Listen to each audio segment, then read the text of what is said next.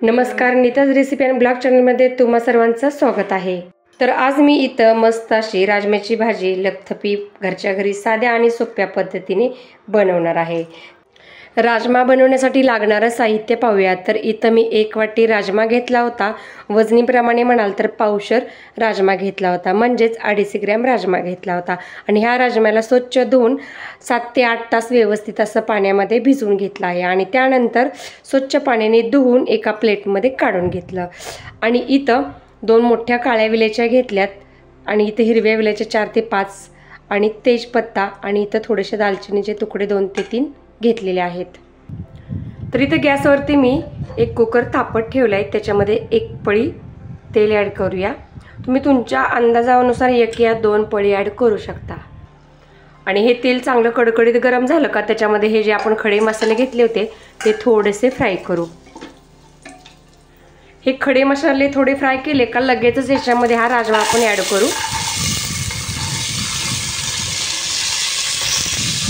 थोडंसं मिक्स करू,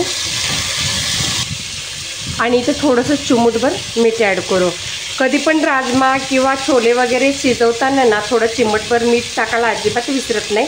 असं कुकरमध्ये थोडं मीठ टाकलं का ह्या राजमा असो किंवा छोले असो त्याच्या आतपर्यंत मस्त असं पोचतं।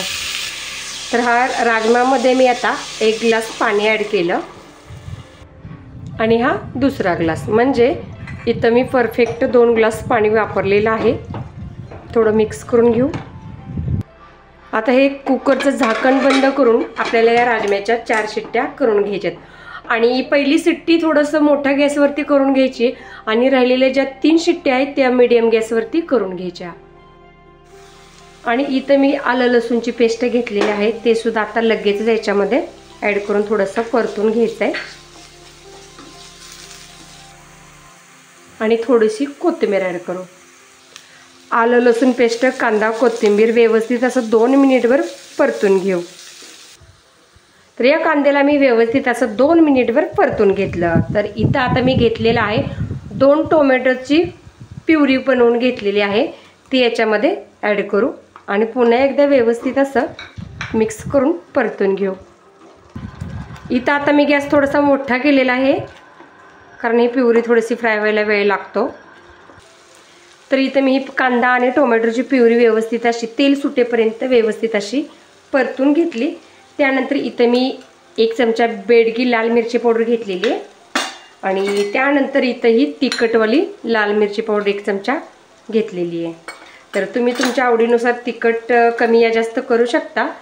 आणि इथं हळद थोडीशी चिमूटभर घालत आहे, कारण जास्त जर का हळद वापरली तर एकदम पिवळा कलर येईल, त्यामुळे थोडीशी हळद ॲड केली। त्यानंतर हे सगळे मसाले जे आहेत ते 2 मिनिटभर असे परतून घेऊया। आणि इथं आता मी थोडं लास्टनं अर्धा चमचा गरम मसाला वापरलेला आहे। तर आता हे सगळे मसाले मी व्यवस्थित असे तेल सुटेपर्यंत भाजून घेतले। आणि त्यानंतर आता इथं मी एका चाळणीवरती शिजलेला राजमा काढून घेतला आहे, तो पहिल्या याच्यामध्ये ॲड करू, आणि थोडासा 1 मिनिटभर परतून घेऊ या मसाल्यांमध्ये, म्हणजे या राजम्याला व्यवस्थित असा हा सगळा मसाला लागेल। तर आता व्यवस्थित असं याच्यामध्ये मिक्स केलं। त्यानंतर हे जे पाणी आपण राजमा शिजवताना वापरलं होतं ते लागल तेवढं आपण याच्यामध्ये आता मिक्स करूया। तसं तर हे पाणी चांगलंच असतं, सगळंच मी मिक्स करून घेतलं आहे। थोडंसं ढवळून घेऊया। तर आता हे व्यवस्थित असं मीडियम गॅसवरती व्यवस्थित असं छानसं शिजवून घेऊया। तर आता मस्त अशी उकळी आलेली आहे। तर आता इथं मी थोडंसं चवीपुरतं मीठ ॲड करते।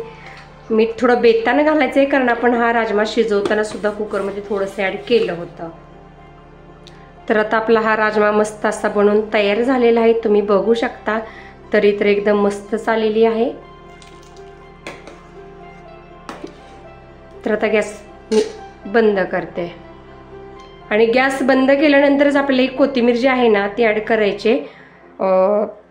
गॅस बंद केल्यावर कोथिंबीर ॲड केली का आपल्या या कोथिंबीरीचा हिरवा रंग लास्टपर्यंत टिकून राहतो। थोडंसं मिक्स करून घेऊया। तर आता हा राजमा खाण्यासाठी एका प्लेटमध्ये काढून घेऊया।